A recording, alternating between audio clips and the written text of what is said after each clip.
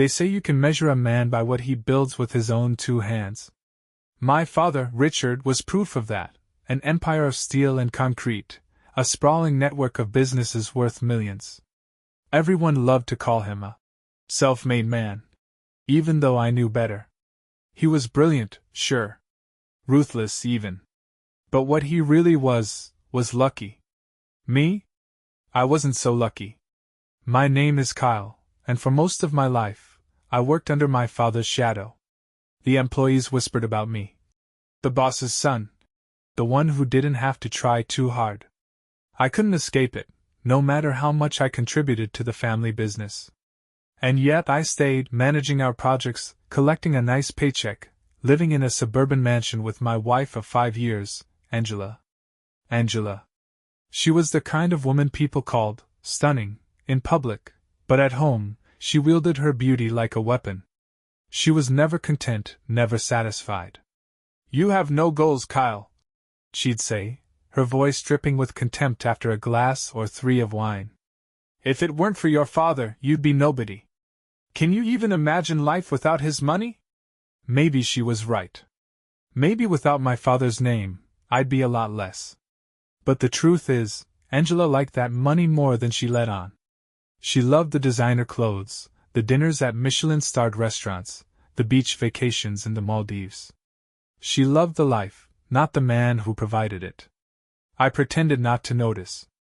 I ignored the way she sneered when I came home from work sweaty and tired, or the passive-aggressive remarks about my lack of ambition. I swallowed the bitterness because, at the end of the day, I thought I loved her. I thought she was my partner. And then I caught her smile. It was a small thing, really. One night, while we were at dinner at my father's estate, I noticed it, the way Angela's lips curled when my father spoke.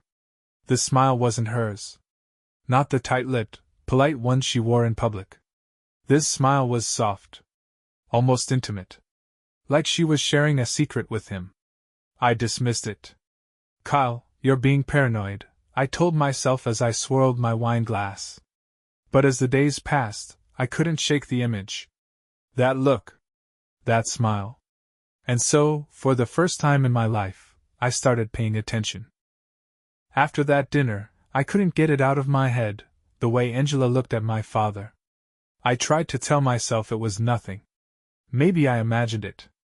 Maybe I was reading into things because I'd been feeling insecure about my place in the family business. But when doubt plants itself in your mind, it doesn't take long for it to spread. It didn't help that Angela's behavior started shifting, small, subtle changes that would have gone unnoticed if I wasn't watching her so closely. She spent more time out, going to places she conveniently forgot to mention when I asked. "Lunch with an old friend," she'd say, shrugging off my questions. Or, "I had errands to run. Do I need to check in with you now?" Always defensive, always turning the conversation back on me. And then there was her phone. Angela was always glued to that damn thing, texting, smiling at the screen, her fingers flying across the keyboard. Whenever I came into the room, the phone would disappear, shoved into her purse or flipped face down on the counter. I started feeling like a ghost in my own house. The breaking point came one Saturday afternoon. Angela was out. Again. I was sitting in the living room, nursing a beer and flipping through channels aimlessly when my father called. "Son," he said in his usual clipped tone, the one that made me feel 12 again. "You've got to come by the estate tomorrow. I want to talk business. There's a deal I need you to oversee." "Sure, Dad," I replied, trying not to sound resentful. As always, he was talking to me, not with me. "I'll be there." "Good," he said. "And bring Angela. She hasn't stopped by in a while." That last line hung in the air. There was something off about how he said it, almost like there was a smile hidden behind his words. Before I could think too hard about it, he hung up, leaving me staring at the phone in my hand, my mind churning. Angela hadn't been to the estate in weeks, at least, not that I knew of. My father's words scratched at something I couldn't quite place, a suspicion I didn't want to admit. I tried to brush it off. But later that night, when Angela finally came home smelling of expensive perfume and Just a couple of drinks. With friends I couldn't hold back. Where were you? I asked, trying to sound casual. My beer sat half empty on the kitchen counter as I watched her kick off her heels. Out, she replied, not bothering to look at me as she walked toward the bedroom. I told you I was meeting Jessica. Funny, I said, following her. I ran into Jessica at the grocery store today. She didn't mention anything about drinks. Angela froze, her back to me. For a second, I thought I had her. Then she turned around, her face set in stone, eyes narrowed like she couldn't believe I was questioning her. Are you checking up on me now, Kyle? Jesus, you sound pathetic. I felt something snap inside me, but I swallowed it down. I'm not checking up on you. I'm just...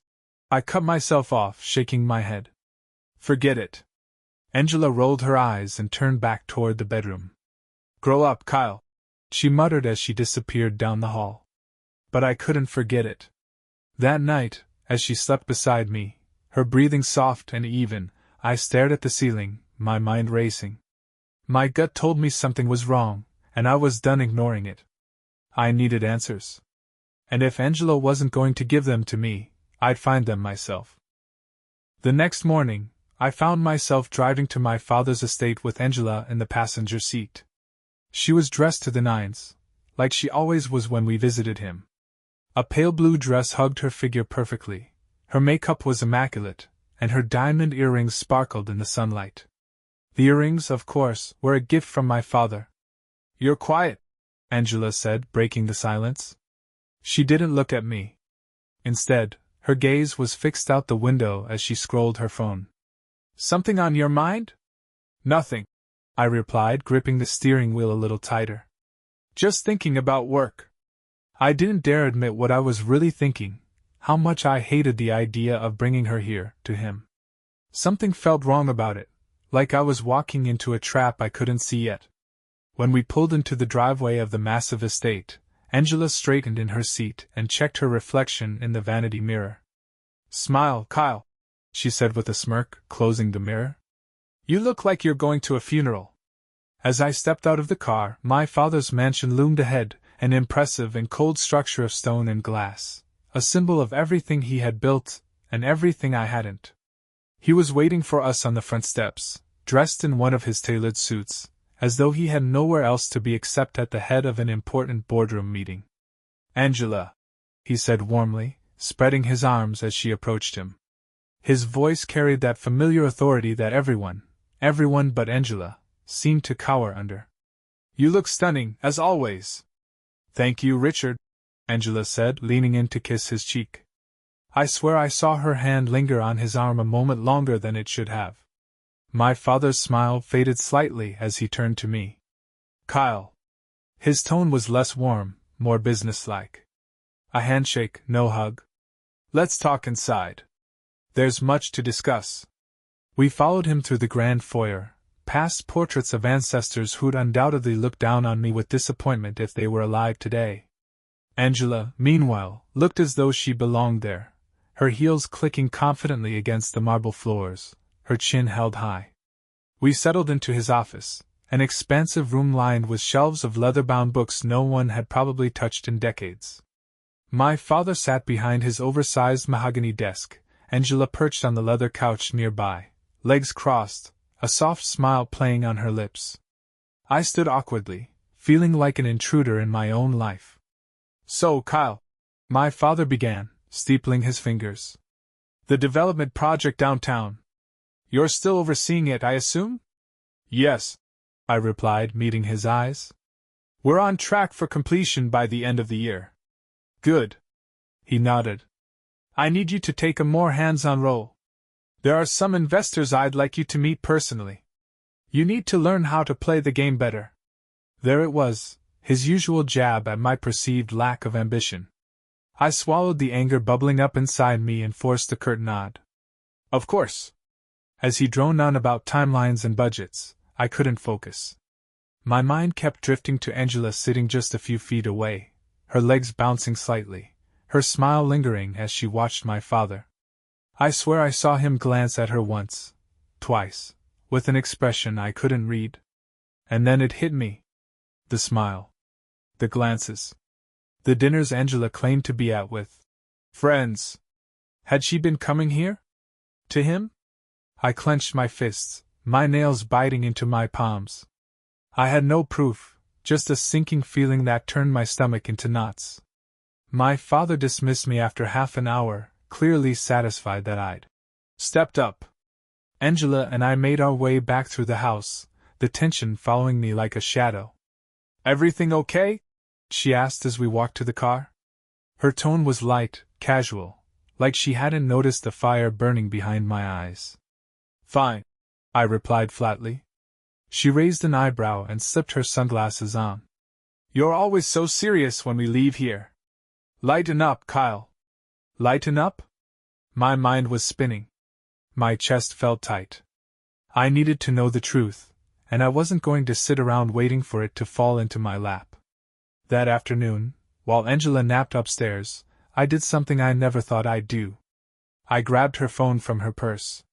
It was locked, of course, but I'd seen her punch in the code a dozen times. My hands shook as I entered it, 5674. The screen lit up. And there it was. A text thread with my father. My father. "Richard. Tomorrow, 3 p.m., my office. Can't wait to see you. Angela. Looking forward to it. I miss you." Miss you? My stomach dropped, bow rising in my throat. I scrolled further. Messages exchanged late at night, small mentions of missing our time together, looking forward to seeing you again. The final message, sent just that morning, read, "Kyle doesn't suspect a thing." I dropped the phone, my pulse pounding in my ears. My breathing grew shallow, rage clouding every thought. Angela was cheating on me. But not with a stranger. Not with a friend. With my father. I don't remember how long I sat there staring at Angela's phone, my mind a storm I couldn't quiet. The betrayal was more than I could process. It was like someone had ripped my chest open and set fire to everything I cared about. My wife. My father. Two people who should have been my greatest allies, and instead, they were together. I grabbed the phone and stood up, pacing the living room like a caged animal. Part of me wanted to go upstairs and drag Angela out of bed, to shove the phone in her face and scream until the walls shook. But what would that do? I'd be the one falling apart, the fool. And my father, he'd always told me emotions were weaknesses. Right now, I could almost hear him mocking me. "Act like a man, Kyle. Handle it." Fine. I would handle it. But I'd do it my way. I tucked the phone back into Angela's purse, making sure it was exactly where I found it. She couldn't suspect anything. Not yet. I needed time to think, to plan. Storming into this blind would only make me look weak, and I'd already let them both walk all over me for far too long. By the time Angela woke up, I was sitting on the couch, pretending to watch TV. My jaw was tight, but I managed to plaster on an indifferent expression as she padded into the room, yawning. "You're up early," she murmured, pulling her hair into a loose ponytail. "Everything okay?" "Fine," I said, forcing a smile. "Just couldn't sleep." She studied me for a second, like she was trying to gauge if I was telling the truth. "You need to relax, Kyle. Stress isn't a good look on you." I clenched my teeth so hard I thought they might crack. Relax? Stress? She had no idea I knew. No idea I was picturing my father's face every time she opened her mouth. Angela breezed past me into the kitchen, humming to herself as she grabbed a yogurt from the fridge. I watched her, a sour taste in my mouth. She moved so effortlessly, so carefree, while I was breaking apart inside. I'd never wanted to see someone knocked off their pedestal more than I did in that moment. I couldn't just confront her. Or him. No, this wasn't going to be a shouting match. I was going to hit them both where it hurt the most. That afternoon, I called in sick to work, claiming a stomach bug. I didn't want to be near my father, not yet. Instead, I spent the day researching, planning, and strategizing. I pulled out every document I had access to for my father's business, his accounts, his investments, the major projects we had coming up. Working under him for so long meant I had keys to the kingdom. I wasn't just going to confront him, I was going to ruin him. It felt strange, cold even, plotting against the man who had given me everything, but in truth, it had never been about giving me anything. My father didn't see me as a son, he saw me as a liability. Someone to groom and control so his legacy would live on. The man had spent my entire life molding me into his puppet, and now he was sleeping with my wife. Well, I wasn't his puppet anymore. That evening, Angela was out again, something about meeting her. Book club. I didn't even bother to pretend I believed her. Instead, I took the opportunity to gather everything I needed. I spent hours combing through files on my laptop, printing out documents, and gathering proof of financial missteps that my father would never want anyone to see. For years, he'd hidden certain deals, bribes, shady contracts, backdoor transactions, but I'd known about them all along. I wasn't stupid. I'd just been too afraid to use that information. Not anymore. By midnight, I had a folder thick enough to bury him. My heart raced as I stared at the papers spread across the kitchen table, my mind buzzing with adrenaline. Angela came home just after 1 in the morning, her heels clicking against the tile. She smelled like perfume that wasn't hers, and her smile was too bright. "Still up?" she asked casually, dropping her keys into the bowl by the door. "Yeah," I replied, not looking up from the table. "Work stuff." She glanced at the mess of papers but didn't say anything. If she was worried about what I was doing, she didn't show it. "Don't stay up too late," she said softly, like she actually cared. "You look exhausted." I didn't answer. I just waited until she disappeared into the bedroom and shut the door. The next step was clear. I was going to destroy my father's empire, the thing he loved most in the world.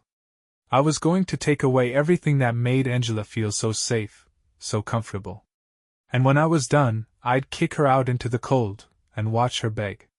But first, I needed to set the trap. The next morning, I woke with a clarity I hadn't felt in years.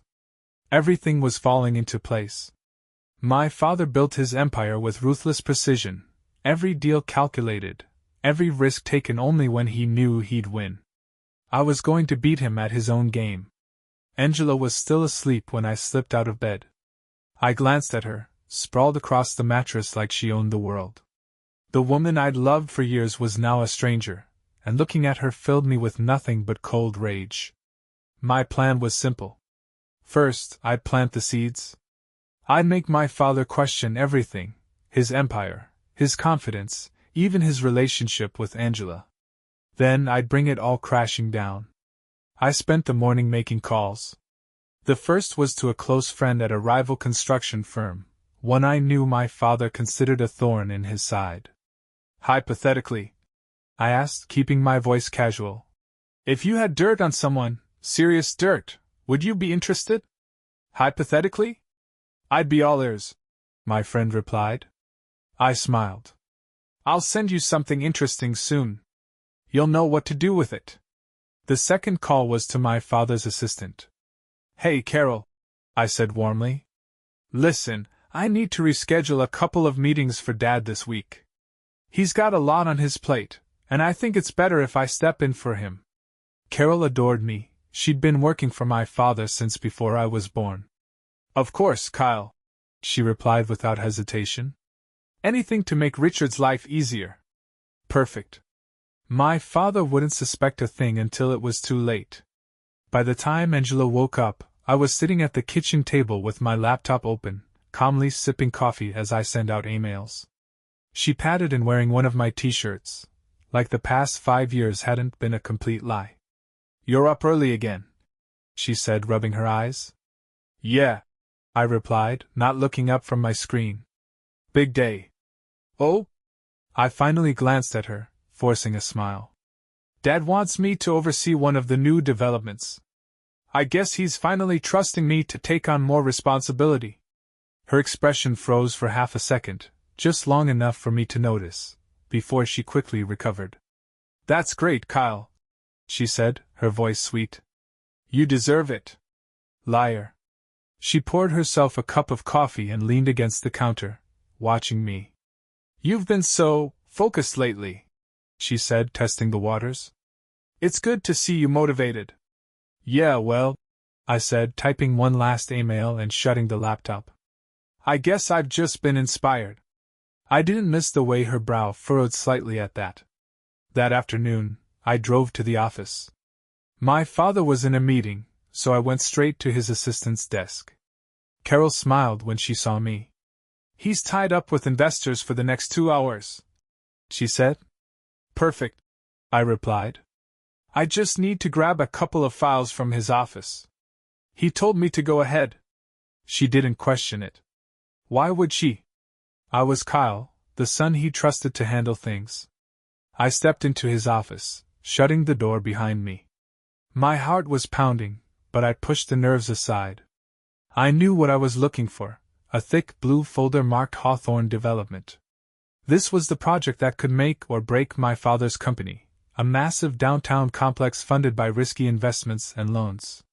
If anything went wrong, the fallout would be catastrophic. I took the folder, pulled out my phone, and started snapping pictures of every document. Construction delays, rising costs, investor concerns, it was all there, a ticking time bomb just waiting to explode. When I was done, I carefully put the folder back, straightening it so everything looked untouched. I glanced around his office one last time, my eyes landing on a framed photo of my father and me from years ago. I was maybe 12, standing beside him at one of his job sites. His hand rested on my shoulder, his expression proud. I stared at the photo for a moment, my chest tightening. How had it come to this? How had he turned into someone I couldn't even recognize? I turned and left without looking back. That night, I put the next part of my plan into motion. Angela had another girls' night, which suited me just fine. I sent the photos of the Hawthorne Development files to 2 people, the rival construction firm I'd called earlier, and a trusted contact at the local newspaper. By the time the story broke, my father wouldn't know what hit him. Investors would panic, projects would stall, and his precious empire would begin to crumble. Angela, of course, would go down with him. I couldn't wait to see the look on their faces. The news broke 3 days later, and it spread like wildfire. I sat at the kitchen table that morning with my coffee, pretending to scroll aimlessly on my phone, but I knew exactly what I was looking for. The headline hit me like a drug. Multi-million-dollar Hawthorne Development faces collapse amid financial mismanagement. I clicked on the article and read every word with a mix of satisfaction and cold detachment. The project delays, the rising costs, the whispers of investors pulling out, everything I'd planted in the shadows was now out in the open. By mid-morning, my father's company was being ripped apart on financial news networks. My phone buzzed repeatedly, messages from employees, friends, and colleagues asking if I'd heard the news. I ignored them all. I was waiting for one specific person to notice. Angela. She finally appeared around noon, her phone in hand, her face pale. She hadn't seen me yet. I was sitting in the corner of the living room, watching her as she scanned through headlines and texts, panic spreading across her features. Jesus Christ! She muttered under her breath, pacing the kitchen like a trapped animal. How did this happen? You happened, I thought. You and him. I stayed silent, watching as she frantically typed out a message on her phone. I didn't need to see who it was for. I already knew. She was texting my father. Something wrong? I asked casually, finally breaking the silence. Angela jumped, spinning toward me like she hadn't realized I was there. Kyle! You scared me. Sorry, I replied, not sounding sorry at all. You look stressed. Her eyes darted around, searching for the right words. It's nothing. Just work stuff. I raised an eyebrow. Work stuff? She forced a smile. Yeah. Just a crazy day. I nodded slowly, letting the silence hang between us. I could see her unraveling in real time, her smile cracking at the edges. The woman who always held herself together, who walked through life like she owned it, suddenly looked small. Good. She grabbed her purse and phone. I need to go out for a bit. Clear my head. Of course, I said. Take your time. Angela hesitated, as though she wanted to say something else. Maybe she sensed the shift in me, the calm that came from knowing I was in control. But instead, she just gave me one last look and walked out the door. The moment she was gone, I checked my phone. I had a message from Carol, my father's assistant. Carol, your father needs you at the office ASAP. Things are bad, Kyle. He's furious. I smiled. Oh, I'd be there. When I arrived at the office, the tension in the air was suffocating. Employees whispered in clusters, glancing nervously at closed doors and ringing phones. My father's empire was cracking, and everyone knew it. Carol waved me toward his office, her expression pinched. He's waiting for you. Be careful. I pushed open the heavy door and stepped inside. My father was at his desk, his face red with anger, his laptop open in front of him. He didn't look up at first, his hands gripping the edges of the desk so tightly his knuckles were white. Sit down, he said quietly, his voice deadly calm. I took a seat across from him, keeping my expression neutral. He finally looked up, and the fire in his eyes was something I'd never seen before. Did you know about this? He demanded, pointing to the article on his screen. The Hawthorne Project. The leaks. The delays. Someone's sabotaging us, and I want to know who. I just heard about it this morning, I replied, lying effortlessly. What happened? He slammed his hand on the desk. Don't play dumb with me, Kyle. This project was airtight. Airtight. Someone leaked those documents to the press, and now the investors are pulling out. Years of work, gone. I didn't flinch. I just watched him, calm and steady. Maybe you trusted the wrong people, I said. His eyes narrowed. What's that supposed to mean? I shrugged. Maybe someone close to you doesn't have your best interests at heart. The words hung in the air between us like smoke. My father stared at me, searching my face for any hint of betrayal. I could tell the thought hadn't crossed his mind yet, not fully, but I'd planted the seed. You think I trust the wrong people? He said slowly. Who? I stood up and straightened my jacket, fixing him with a cold smile. I don't know, Dad. You tell me. And then I left, shutting the door behind me as his angry voice echoed through the office. That night, Angela didn't come home. I knew exactly where she was. I imagined her sitting in my father's office, comforting him, whispering reassurances while the company burned around them. Did they think they could escape the fallout? Did they think I wouldn't notice? By the time the sun set, I was sitting in the dark with a drink in my hand, staring at my phone. I'd spent the past decade living under my father's shadow, letting Angela manipulate me while she reaped the benefits of his wealth. Not anymore. Tomorrow, I'd take the next step. I'd let Angela and my father stew in their misery for a while longer. Then, when they least expected it, I'd pull the rug out from under both of them. I wasn't done yet. Not by a long shot. The next morning, I woke up to silence. Angela still hadn't come home. I didn't need to check, I knew where she was. I pictured her in my father's office, offering him comfort, whispering reassurances like she always did. She was probably stroking his ego the same way she'd done with me for years, except now the stakes were higher. I could almost hear her voice. It's okay, Richard. You'll fix this. You always do. Except this time, he wouldn't.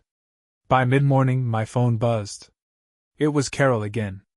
Carol, your father's in a meeting with the board. He's asking for you. Investors are furious. I smiled to myself. Good. The chaos was spreading, and this was only the beginning. When I arrived at the office, the atmosphere had grown even more desperate. Employees avoided my gaze as I walked past, probably too afraid to ask questions they didn't want answers to. I'd seen this kind of fear before, but never in my father's company. It was almost poetic. I stepped into the conference room without knocking. The board members were all there, stiff suits and nervous expressions, and my father sat at the head of the table, his face carved from stone. Angela sat 2 seats away from him, dressed in a sleek black dress, her face calm but pale. She didn't look at me. "Kyle," my father said, his voice low and dangerous. "Sit down." I moved to the empty seat across from Angela and leaned back, making a show of being calm while everyone else looked ready to jump out of their skin. "Do you know what the hell is happening right now?" my father snapped, fixing me with that cold stare that had once made me feel like a child. "Not anymore." I shrugged. "Looks like the Hawthorne project's falling apart." "This isn't a joke," one of the board members said, his voice tight. "The media is ripping us apart. Investors are demanding answers, and we've lost over half the funding for the project. If this doesn't get fixed..." "It won't," I interrupted, my voice flat. The room went silent. My father's head snapped toward me. "What did you say?" I leaned forward, folding my hands on the table. "It won't get fixed, Dad. You're done. This company is done." Angela's eyes darted to me, wide with panic, but I ignored her. My father stared at me, stunned. "What the hell are you talking about?" I smiled, a cold, sharp smile. "I leaked the files. I sent the documents to the press. The delays, the financial mess? I made sure the world found out about them." For the first time in my life, I saw real shock on my father's face. It was like watching a statue crack. "You did what?" "I destroyed the Hawthorne project," I said, my voice steady. "You built this empire on lies and manipulation, and now it's falling apart. I made sure of it." "You little bastard," he growled, pushing back from the table, his fists clenched. "Do you have any idea what you've done?" "I know exactly what I've done," I said, meeting his eyes. "I've taken everything from you.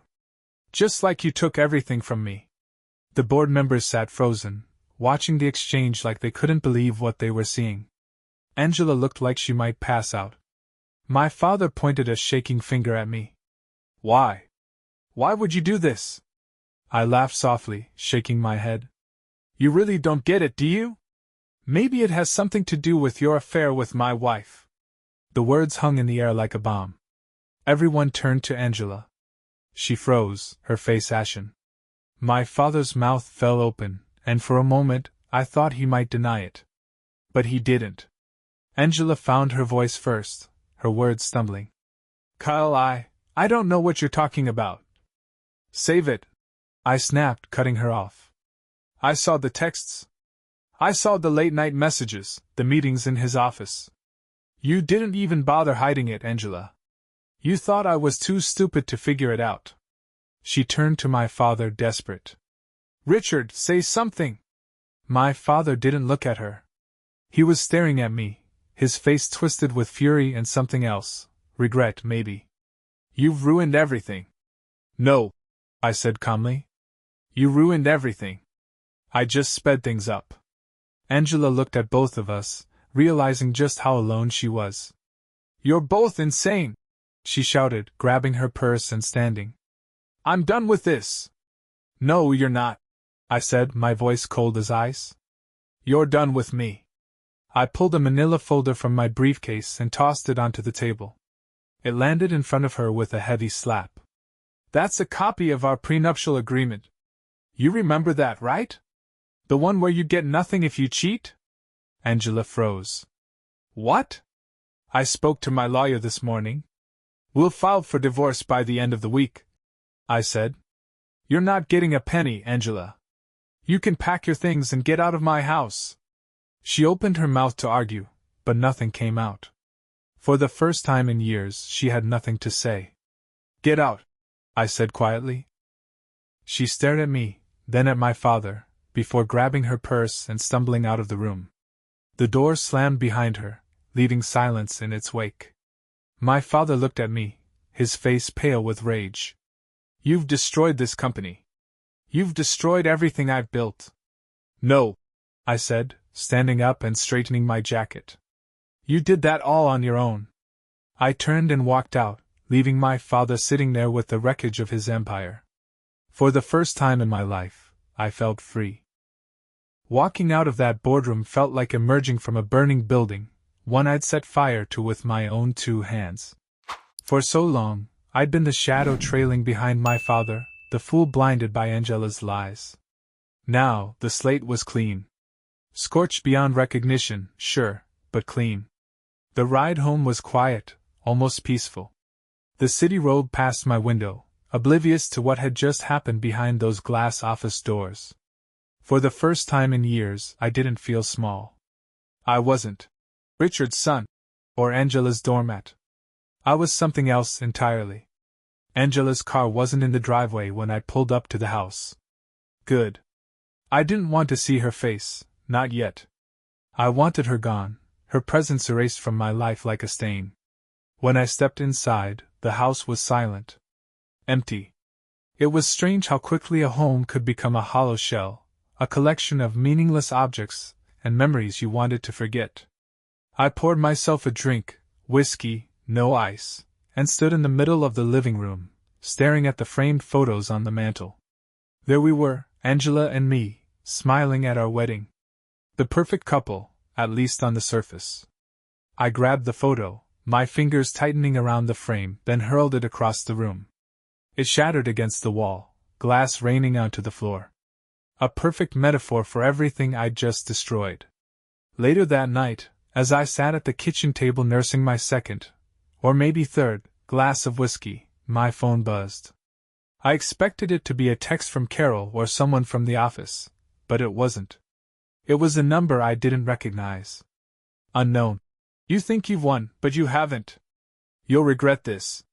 I stared at the message for a long moment, my pulse quickening.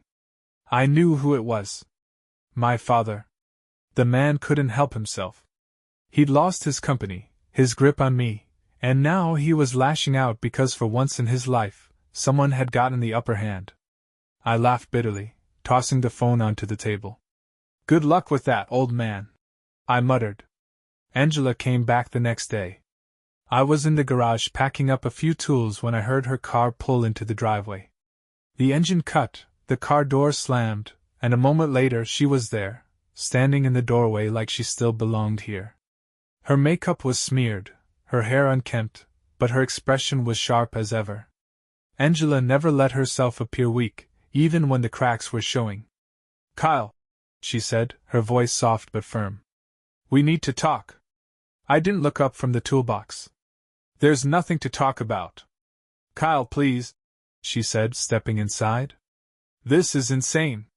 You don't have to do this. I set the wrench down, finally meeting her eyes. Don't have to do what, Angela? Kick you out? File for divorce? Watch you crawl back to my father now that everything's falling apart? I laughed coldly. No, I do have to do this. You brought it on yourself. Her lip trembled, just slightly, and for a moment I wondered if she was about to cry. Angela never cried. She always wielded tears like a weapon when it suited her, but this almost looked real. He lied to me too, Kyle, she said, her voice barely above a whisper. You think I wanted this? You think I planned for any of this to happen? You expect me to believe you're the victim here? I shot back. You've been screwing him behind my back for God knows how long. Don't insult me by pretending you didn't know exactly what you were doing. She flinched, but I didn't care. I wanted the words to cut. I needed them to. Angela took a shaky breath. Fine. You hate me. I get it. But what about the company? Your father's business? You destroyed everything, Kyle. Do you even realize what you've done? I stood up, grabbing the toolbox and walking toward her. Yeah, I do. I took everything from him, just like he took everything from me. And now I'm taking everything from you. She stared at me, tears finally welling in her eyes. You're not the man I married. No, I said quietly, stepping past her. I'm not. And thank God for that.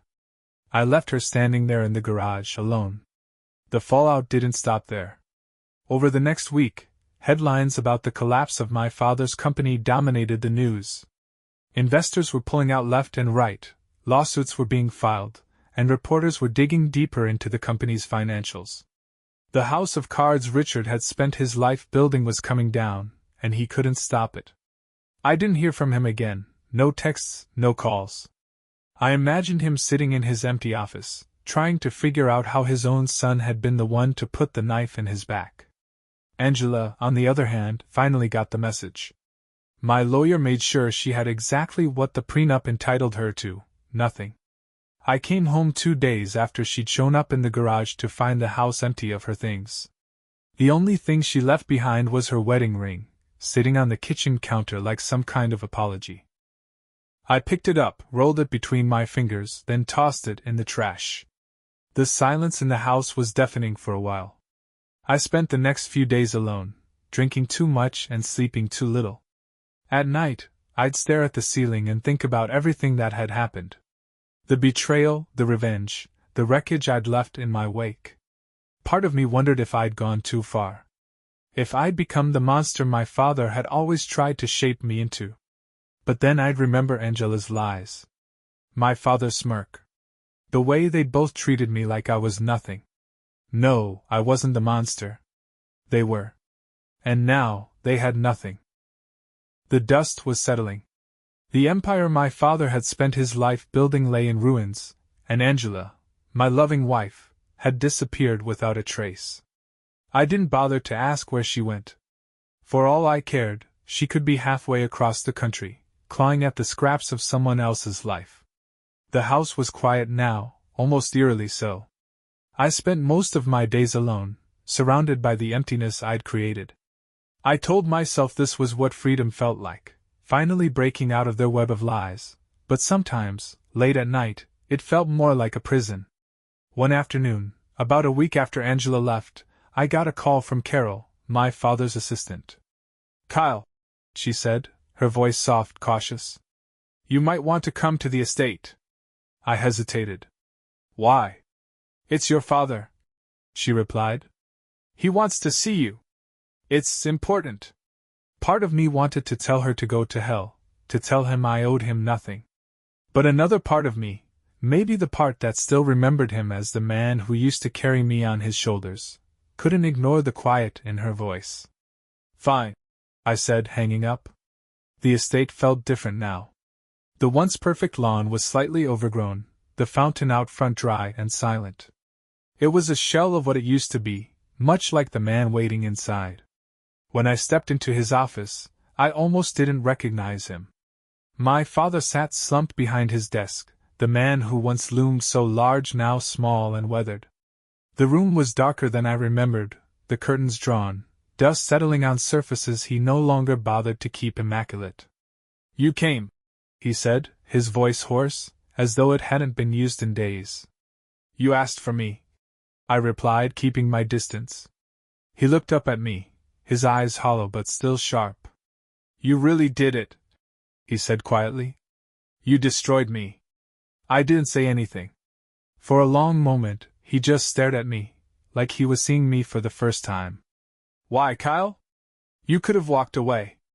You didn't have to burn it all to the ground." I stepped forward, my voice calm but firm. "Because you never respected me. You never saw me as anything but an extension of yourself, someone to control, someone to mold into your image. And then you took Angela." He flinched. "Good. You betrayed me," I said, my voice shaking with anger I'd buried for too long. "You both did. And you thought I wouldn't fight back. You thought I'd just let you take everything from me." His gaze fell to his desk, as though he couldn't look me in the eye any longer. "I never wanted this," he said softly. I made mistakes. But I didn't want it to end like this." "Neither did I," I replied, my tone sharp. "But you didn't leave me a choice." For a moment neither of us spoke. The weight of everything hung between us, the lies, the betrayal, the revenge that had torn us both apart. I searched for any sign of remorse in his eyes, but all I saw was regret. Not for what he'd done, but for what he'd lost. Finally, he leaned back in his chair and let out a long, weary sigh. "What now, Kyle? Are you here to gloat?" "No," I said simply.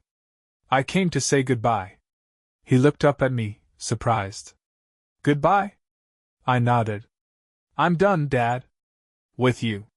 With this house. With all of it. You think walking away will make you feel better? He asked, his voice bitter. You'll always carry this with you. No matter where you go. Maybe, I admitted. But I won't let it define me. Not anymore. I turned to leave, pausing at the door to look back at him one last time. You built this empire for yourself, and you lost it the same way, alone. I hope it was worth it. He didn't respond. He just stared at the floor, the weight of everything finally pressing down on him. I walked out of his office, out of the house, and out of his life for good. I spent the next few weeks tying up loose ends. My lawyer finalized the divorce, and Angela never contested it. She vanished as quickly as she'd entered my life, taking nothing with her but her pride. I sold the house, the one I'd shared with her for years, and packed everything I cared about into a single moving truck. It wasn't much. I settled into a small apartment on the edge of town, far from the ghosts of my old life. It wasn't glamorous, but it was mine. For the first time in years, I didn't feel like I was living in someone else's shadow. One evening, as I sat on the balcony watching the sun set over the city, my phone buzzed with a message from an unknown number. Unknown. I hope you're happy, Kyle. You'll regret this someday. I didn't need to check, I knew it was my father. I stared at the message for a moment before deleting it. He was wrong. I wouldn't regret this. Not ever. As the sun dipped below the horizon, I leaned back in my chair and closed my eyes, breathing in the cool air. My father's empire was gone. My marriage was over. Everything I'd once known had turned to ash. And yet, for the first time in my life, I felt free.